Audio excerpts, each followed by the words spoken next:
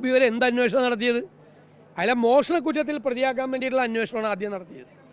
അപ്പോൾ അദ്ദേഹം ഉറപ്പിച്ചു പറഞ്ഞപ്പോഴും ഇല്ലേ, ഒരു സ്ഥലത്തും പോയിട്ടില്ല, എല്ലാം ഇവിടെയുണ്ട്.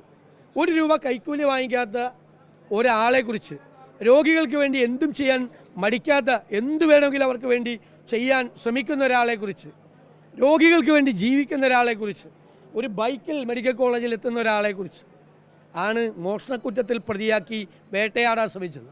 കഫീൽ ഖാനെ BJP സർക്കാർ വേട്ടയാടിയതിനേക്കാൾ ക്രൂരമായിട്ടാണ് പിണറായി സർക്കാർ, എന്തായിരുന്നു ബഹളം കഫീൽ ഖാനെ വേട്ടയാടിയപ്പോൾ, അതിനേക്കാൾ ക്രൂരമായിട്ടാണ് ഡോക്ടർ ഹാരിസിനെ ആരോഗ്യമന്ത്രിയുടെ നേതൃത്വത്തിൽ ഈ വേട്ടയാടുന്നത്. ഗൂഢാലോചന നടത്തി വേട്ടയാടുക. മുഖ്യമന്ത്രി പിണറായി വിജയനോട് എൻ്റെ അഭ്യർത്ഥന, ആരോഗ്യ മന്ത്രിയോട് ഈ ഹീനമായ നീക്കത്തിൽ നിന്നും പിന്മാറണം എന്നങ്ങ് ആവശ്യപ്പെടണം.